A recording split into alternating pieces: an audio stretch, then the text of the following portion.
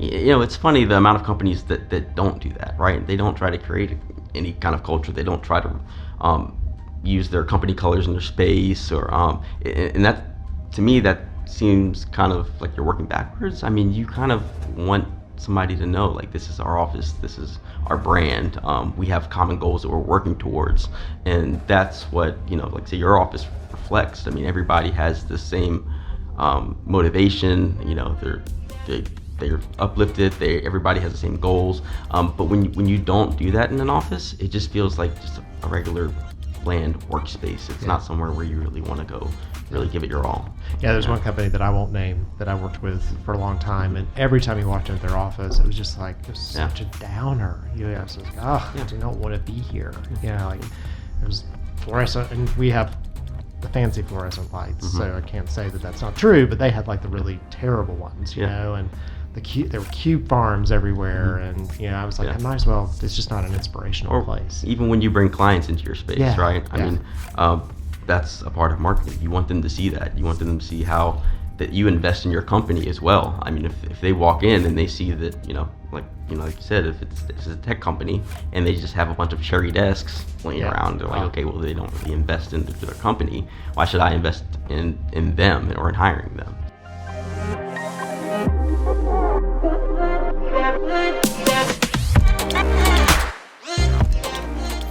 On today's episode of The Claw, I'm joined by Chris Bisceglie. He is with Atlanta Office Interiors. We're going to talk about how your brand needs to be reflected in your office space. Marketing is not just about your website or your business cards. It's about how people feel when they walk into your company. It's also important to reflecting your company culture as you bring on new employees. The office is not dead, it just has changed, and Chris and I will talk about what those new trends look like. So be sure to tune in to The Claw and find out about the office of the future.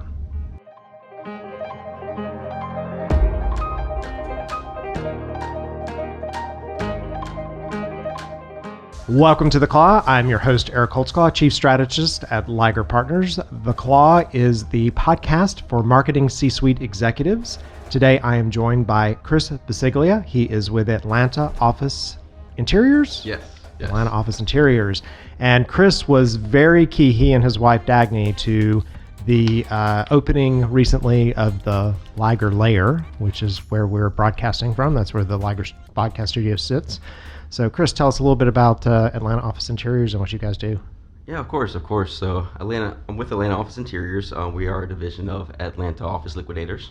We started off about 10 years ago. Jack DeOliveira and Moncauley were the founders. We started off as pre-owned dealers, so we would liquidate buildings around the country, turn that back out into the market, keep it out of the landfill. And since then, we've evolved into more of a hybrid dealer, so we sell a lot of new product remanufactured and pre-owned. Okay, so you're hybrid, meaning that it's not always just things that have been repurposed, because I don't think I bought a thing that was... No, you did not. I don't think we did. So talk to me about that market in general. So is it relatively, it feels like it's competitive. Like when we were going through this process, we talked to 5 or 6 companies in the bid process. Yeah, it can be very competitive. We service, different markets around the country. So that kind of helps us, especially going through COVID. That helped us not to just be stuck with one market. A few dealerships actually went out of business because that's all they did was service Atlanta. Okay. But there are a lot of bids that we get involved in. Us as a dealer, we tend to work direct with the end user, with the client, as we did with you. We get a lot of business through referrals. Yeah. It's not just being included in an actual bid, right? We're not just trying to respond to RFPs. We actually like to work with our clients to understand your needs, understand your culture, and work with you to achieve your vision. Yeah, RFP process is really difficult because you're typically one step removed from what the actual vision looks like. And the little secret about RFPs is they typically pick someone to help them write the RFP, so they already know what they're looking for. Yes.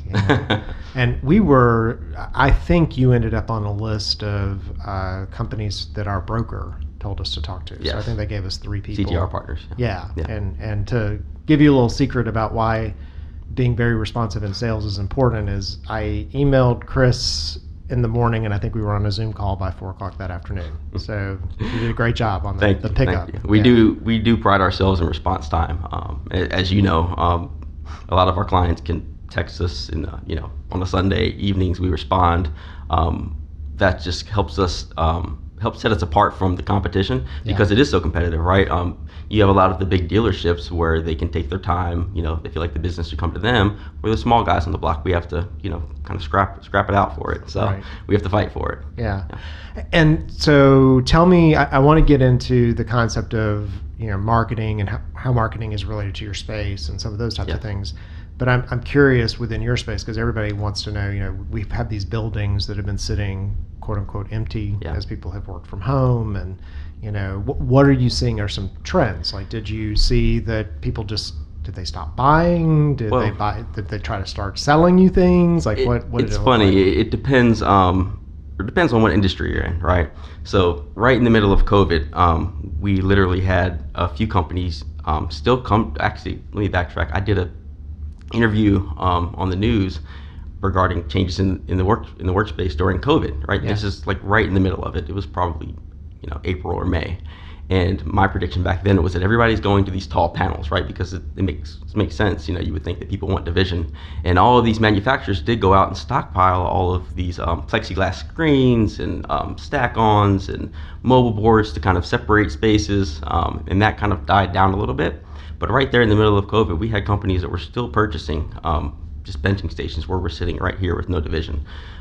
It's the market's kind of picked back up, but we still see about the same mix as pre-COVID. I can say that there are a lot of larger companies that are scaling down on their footprint of office space, and they're doing more like what you have here, more breakout areas, collaborative areas, not so much as just having workstations. When everybody had to go home, and work from home, and having Zoom and everything, they realized that people work better when they can focus more, and they have their own little space. But you still want to have people in the office because face-to-face interaction is extremely important, and a lot of people are starting to realize that the further along we go with work from home scenarios, right? So they're giving back, say, having 5 floors, there's one company that's giving back 2 floors. And what they're doing with the rest of the space is, instead of having just cube farms, they have more, breakout booths and even foam booths where you can go in, head down spaces, and then as well as, trying to improve the overall well-being of their employees. So they're taking out soda machines, putting in fresh fruit and vegetables. They're making it feel more homeful. So that there's also it's also a strategy to make you not necessarily want to leave the office. You want to be there. It's welcoming. Don't tell me about that. You mean all the free drinks and things? Yeah, that too. Right. Well, what's interesting, and I think that I've always been a little bit ahead of my time. So I started working from home a long time ago. So when I worked for a company that was out of Silicon Valley, helping them set up a professional services organization, and I was out of Atlanta. So they gave me a home office with DSL and equipped it and all that wonderful stuff. So I got quickly used to the fact it doesn't really matter where you work as long as you get your results done. Yeah. But at the same time, I would go in often and work with the other parts of the team, that type of thing. And so in establishing one of the businesses I did before this, I also noticed, this move from, we used to have a lot of paper in our offices. And when I moved from one office to another, my office was set up with a bunch of filing cabinets and things like that. And by the time we moved into that office, we really weren't using paper. And I had all these filing cabinets, I had this dedicated space, and I had nothing in the filing cabinets. Literally had food. Yeah. Like there was food in the filing cabinets. So the need for someone to have a, specific cube or specific work area, unless they're maybe in HR or finance or legal, something that has to be locked down, that's such an old, it's an old concept. Yeah, you have a lot of companies, you don't have an assigned seat. It's all hoteling. You might have like a mobile file or something like that, or a locker that's assigned to you so you can go put everything in your locker. I believe you have lockers here for that purpose, right? I have lockers because my video and audio team need a lot of stuff. They're a very expensive group. And I hear they do things how they want to do them as well. Yeah, right? It may not be laid out the way we drew it on the original drawing. Yeah, there was a lot of negotiation. There were changes. In fact, you guys came in and we've got this big, huge changing booth when people come in so that they can change clothes in between interviews. And you're like, no, Dagny that booth is in the wrong place. I'm like, it's okay. We talked about it. It's where it needs to be. So So the concept of, when we were going through the work from home, I don't even like to use this the C word, right? So we were going through that. We were in a co-working space, and I honestly never wanted to own office space again. I've done it I remember you saying before. that, I had yeah. like 16,000 square feet. You know, you got to keep up with the internet, right, Isaac? The internet. You have to deal with all this crazy stuff. And when you're in a co-working space, it's nice because you can say, oh, well, we'll just take on a new office, you know. Well, then the world shut down, and we had to follow their rules. Yeah. And that did not work. Like, it went from being a great place to hang out, and, you know, we had all this, you know, we had the food, and we had to kind of it was like not fun to go in. And I remember walking through there with you, and I saw they had everything blocked off. You can't sit here. And can't do that. Yeah. So giving us our own space, we basically recreated a quote unquote co-working space, but for the company. And you did that in a time where a lot of companies were not taking on new spaces either. Yeah. Or investing money into, you know, spaces like this. Yeah. I can say that overall, honestly, I'm impressed. This was a fun project, right? There are a couple of companies that come to mind when I think about culture, and you're number one, and I'd say, not to mention other company names, but Siphon Logistics would be number two. Yeah. You know, when I walk in here, I feel inspired. I'm not in marketing, but I feel inspired. You know, I would love to come in here and work any day, right? Yeah. Or Siphon Logistics, they have more of a homey atmosphere. You go in there and you feel like I feel like I'm coming into like a family member's home, right? So different companies have different cultures. I feel that Liger really did a great job. Overall, all of your employees seem to really love the atmosphere and love the company. So I just want to commend you on that. Yeah, well, thanks. And part of what we had to do too, so one of the mistakes we made by moving into a co-working space is co-working spaces always take these really nice locations. Yeah. And so we're in this beautiful building, we're on a high floor, we had a balcony, and I'm like, okay, so we're going to go find our own place. Yep. I can't stick them in the basement.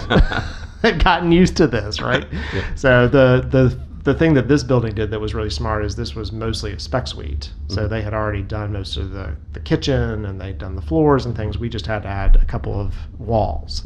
And for someone who's done, you know, building out a space sounds like fun. Just getting the furniture into a space takes forever, right? Yeah. So then you got to do the walls, and you got to put all the things in. So yeah. So let's talk a little bit about reflection of, like, when you're talking to companies and they're thinking about, you know, putting in all of the furniture, and I know your wife Dagny does a lot in that category. Yeah.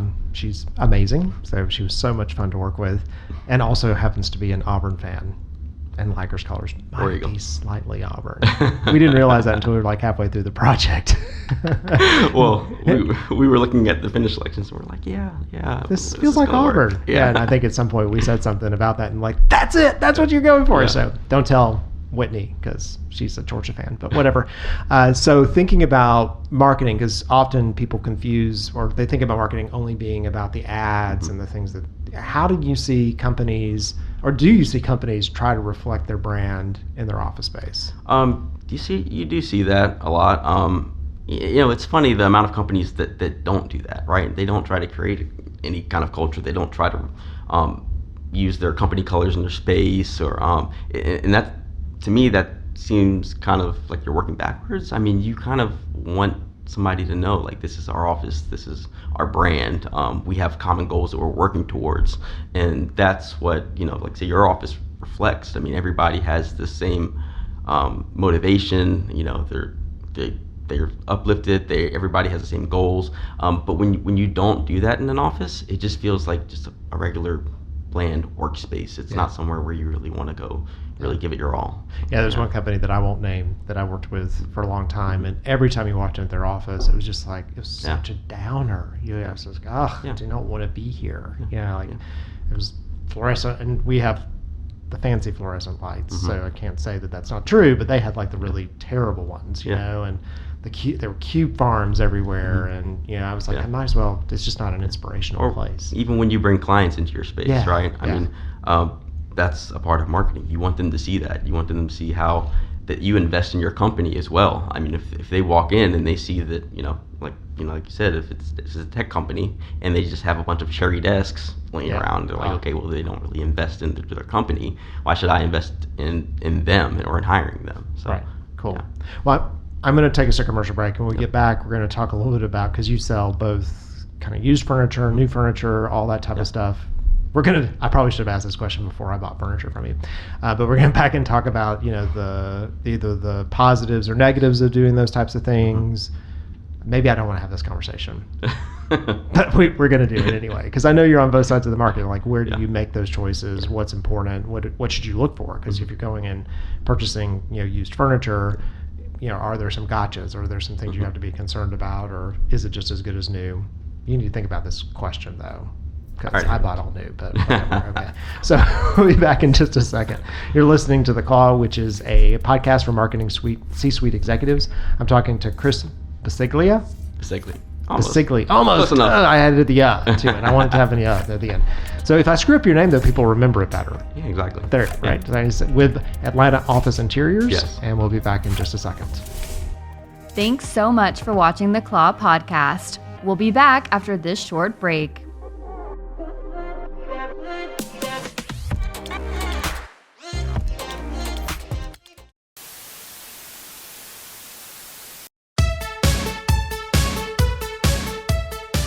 I used to be that guy. You know, the one who spends his days just eating his feelings, living in his parents' basement.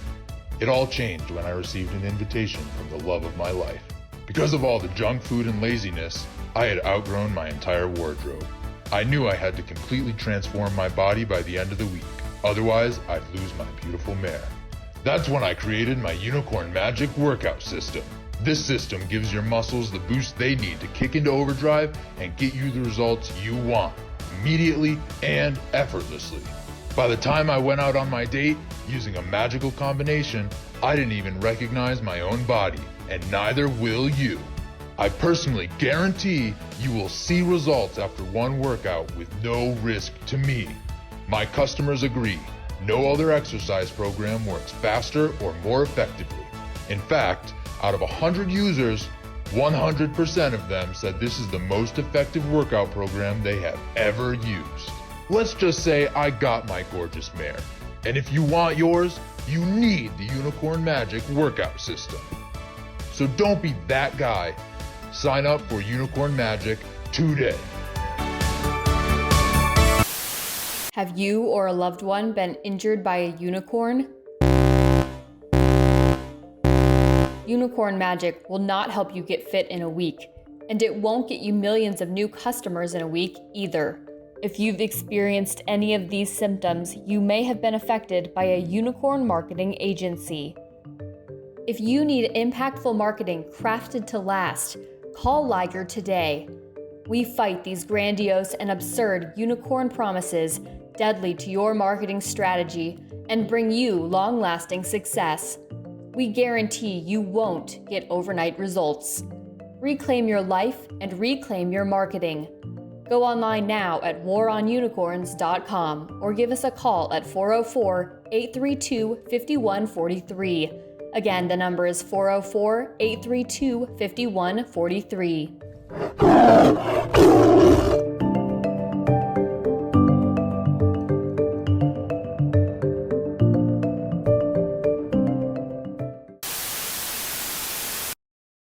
And we're back. You're listening to The Claw, which is a podcast for C-suite marketing executives. I'm talking today with Chris Bisceglie. He is with Atlanta Office Interiors. I just gave him a look to make sure I did it right. And they helped us build the Liger layer.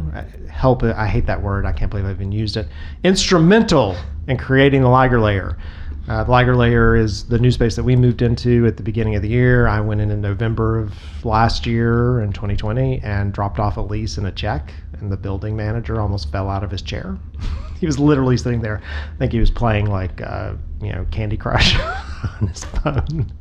And I walked into the office and handed him the signed lease. And he was like, "What?" And I'm like, "Yeah, it's a lease and a check. We're moving in." So I handed him a check and, all that wonderful stuff. And don't you tell anybody when we were doing stuff. I don't want to hear about that. So let's talk about ideal timelines. So if I am a company and I'm thinking about building out my office space, and you can walk into all kinds of office space. You can walk into what I call a skating rink, which means there's absolutely nothing and you have to build everything and decide exactly what it wants to look like. When do I bring in the furniture people? So the easy answer would be to say as soon as possible, as early as possible. A lot of times companies wait entirely too long to to get us involved. Us as a company, we like to get involved early on in the space planning process when it comes to furniture planning. And that's because we can really work with you at that point. Even if you don't have a lease signed and you're kind of looking at a few spaces, we like to get involved at that point and put in the work early on to provide a few different scenarios for you, even to help you make a selection for that space. Because honestly, it makes it easier on the back end for us, right? When we're going in to show you whether it's pre-owned or new, it helps us narrow down what your needs are to show you something that's geared towards your company's needs. So yeah, I mean, that would be about the time. And like I said, we do offer pre-owned and new. There are pros and cons of both. I do not think that it would have been a good route to take with pre-owned on your project, because you really had a vision that you were moving towards. And with pre-owned, you can't always do that. Every once in a while, the stars align, but pre-owned would be more for clients that are trying to outfit their spaces with work, a bunch of workstations and private offices and everything. There are things we can do sometimes with pre-owned to kind of gear it towards add some company colors, or a lot of times we do a mix of new and pre-owned to achieve that. So if we're putting in 100 workstations and they want to add a pop of color, we might be able to recover a panel, or add that to the seat pan of a chair, or even like the collaborative areas and seating areas. So yeah, so if I'm doing more traditional office space, then maybe pre-owned works. Yes. Cubes and things like that. And I think that in one of those spaces that I built before, we did a bunch of, because we had the cube farm. That's when cube farms were popular. Yeah. And did pre-owned, but we refabricated them all. So it was all the bases were the same, but we like changed them to the colors. And one of the key things here as we built out the space, we brought you in. The space was a spec suite, meaning that the walls had mostly been done, and the carpet was in, and they had there's a gorgeous kitchen that was exactly what I would want to build, but I may not have paid to build if it hadn't already been here. Pretty nice. So yeah, when we walked in with the broker, my wife was with us, and she said, "Don't act like you like this place, because I know you do. Just don't act like it." Because we were with the other person too, we had to negotiate the deal. But one of the things that was important in this process is, so we had a wall built, and we wanted to do some space where people could do the standing desk equivalent, and I felt that was a key thing with you guys, is working out the fact that we popped that wall in. Yes. So that table didn't sit out in the open. Yes. And it's exactly the length of the space. Yes. So it fits perfectly into that location. And I feel like that was a great decision on your part. It really defines that space and kind of hides all the equipment and the changing area. If you didn't add that, walking into the space and having all that right there, really wouldn't work. Yeah. Well, and then the other thing that people don't think about when they're going through the furniture is just placement of plugs and the types of things you need to power the cubes. Oh yeah. Like sometimes they have these, like, I don't even know what you call them, like tails. Power-ups, Whatever. Yeah. I don't know. It's not a plug. Yeah. And your furniture person needs to know that. Like, they're the person who helps you kind of figure that out. Yeah, you have to keep that in mind. I mean, whether it's going to come off of the wall, or if you have to build, floor cores into the budget, or if it's coming from the ceiling. There are a lot of things to think about. Or even with collaboration areas like what you have, sometimes you want to put power in a chair. Well, if you put power in a club chair and it's out in the open, you need to think about, how am I going to get power to that chair to plug into, right? Yeah. So there are a lot of little nuances there you have to think about. Yeah. And so as we see the world start to open up, and companies start to bring back their workforce or decide whatever, I think hybrid model, it's going to be a hybrid model. There's no way you have these serendipitous conversations that happen. You don't need your people in there 9 to 5 every day. That's a manufacturing old school way of doing it, but you do need to collaborate and you get things done. So as we bring people back, what are some of are there some trends that are unexpected? Not necessarily. I can say it really depends on the market you're in. We have some clients that are government contractors, and they are in their 9 to 5, and they are in cube farms, and nothing's changed there. Some of them are crammed in there, right? Some other, like my neighbor, for example, he works for a large technology company, and a lot of them, they're giving back a lot of space because they're like, hey, we sell software. We don't need this space, right? And he's in sales, and even he's starting to say, like, I miss face-to-face. I have to be one-on-one with my client, and when I'm selling somebody, I need to be there with them. I need to see their responses. You can't get all of that through a Zoom. You can't see their body gestures, and you just can't do that. So I think they're gonna end up having to come back and get office space in the end, I mean, if your sales staff feels that way, sales drives the business, right? Right. You're going to have to make some changes. Yeah, I mean, I honestly, if this event had not occurred, we would have stayed in a co-working space. Yeah. The co-working spaces feel the way I want them to. Mm-hmm. If you go into a high-end version, kind of has a feel to our space. Mm-hmm. And then but I don't like people to tell me what I can't do. And then the second it happened, ours was like, yep, sorry, we're closing all this stuff down. I'm like, wait a second. Then what am I paying? Like, what am I paying for? Because at that point, when I was calculating what we were paying, which was a lot per square foot, if you look at our dedicated space, I was always including the open space and the things. But when those things go away, you were truly paying for we went from, I think we had 100 square feet to 4,000 square feet, right? Yeah. And in here now and using the space the way we wanted, you really do need to think about what's good for the company in the long run, right? How are you going to work moving forward?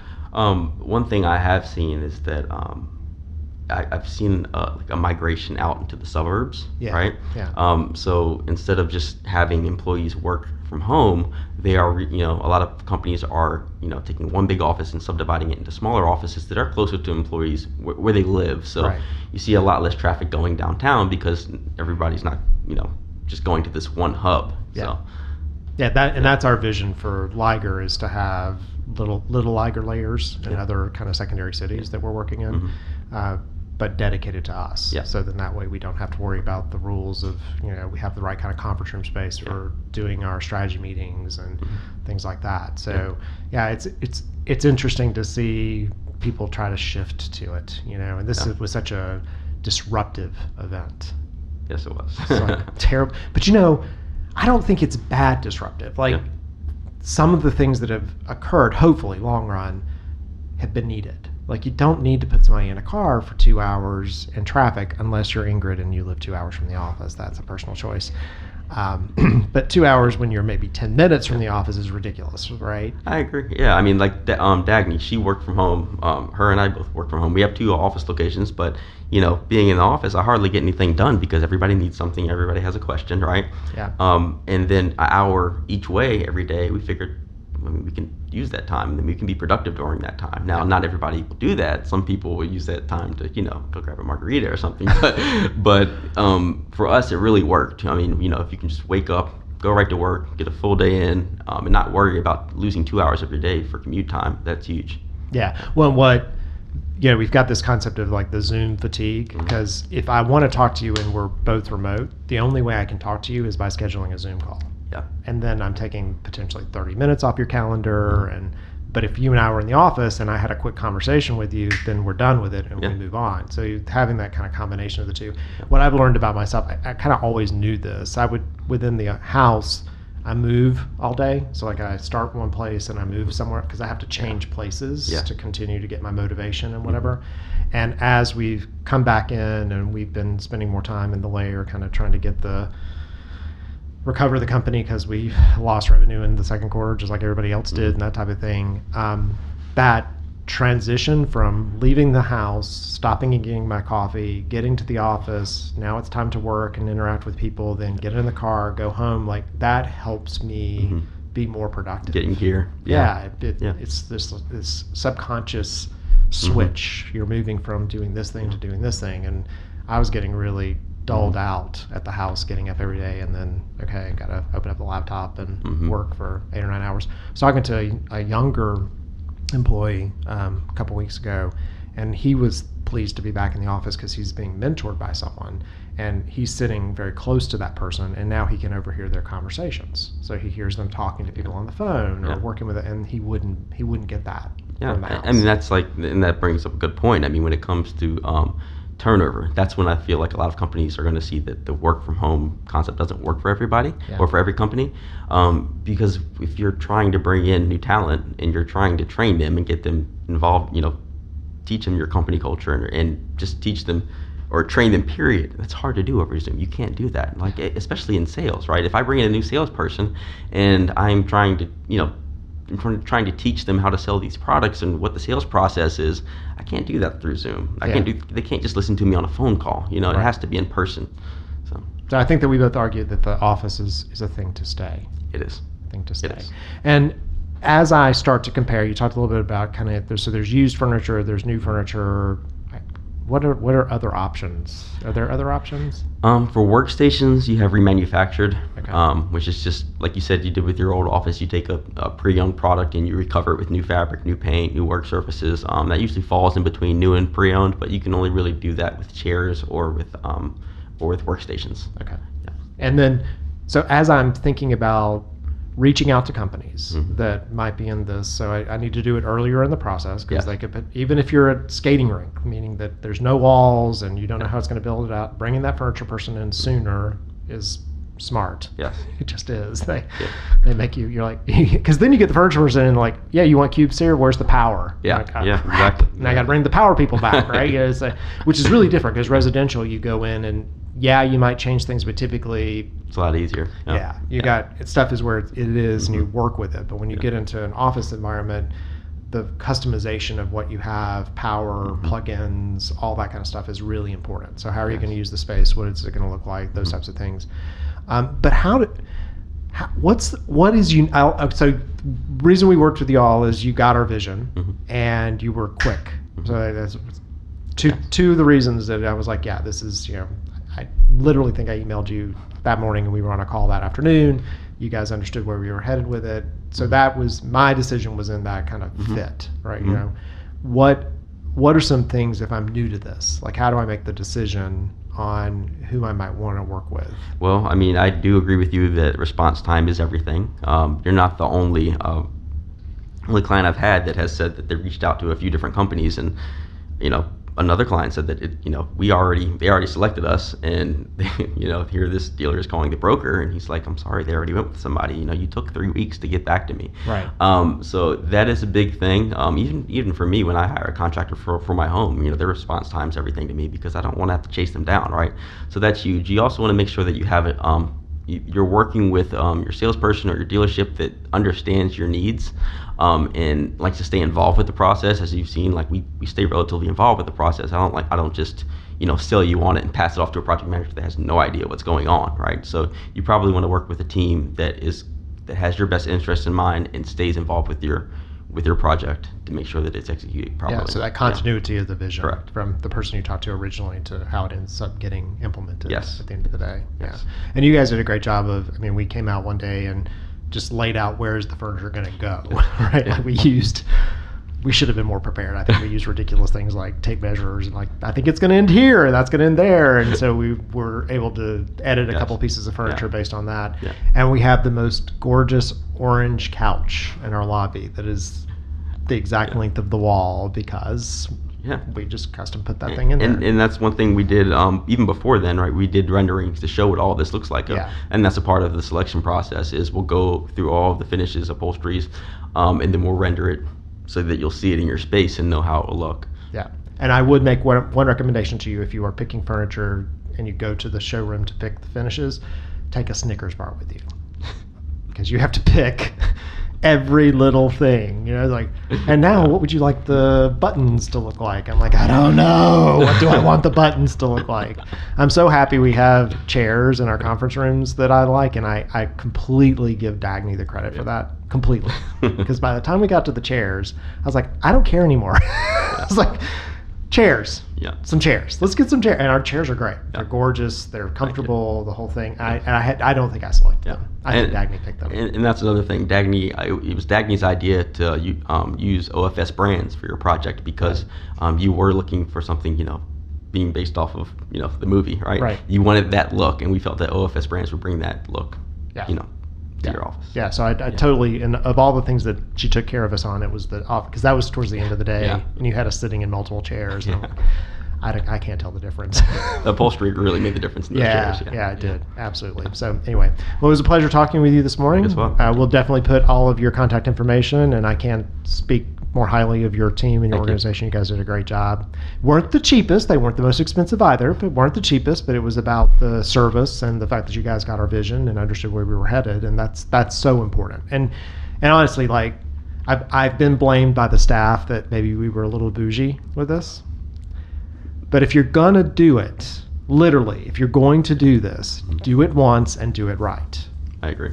Literally, whatever you spend on it, we're making a change to one thing, really, and I think I'm going to add something, but most of it's exactly how we want it. It worked, that type of thing, and it's just worth it to spend the extra money, and because then you don't have to go back, and you don't feel like you're moving things around and whatever. If I talked to the I-team, Isaac and Ingrid, who are our big video production people, we might have done our little wall a little differently here, but that's okay. We'll talk about that later. They want their own space anyway, so this was just their way to vet out that we would set up Liger Studios next door. So anyway, you've been listening to The Claw, which is a podcast for marketing C-suite executives. It is important that your office space reflect your brand as it is your website and your business card and everything else. I've been joined today by Chris Bisceglie from Atlanta Office Interiors. We'll put notes and ways to contact him into the show notes. And until next time. Thank you so much for tuning in to the Claw Podcast.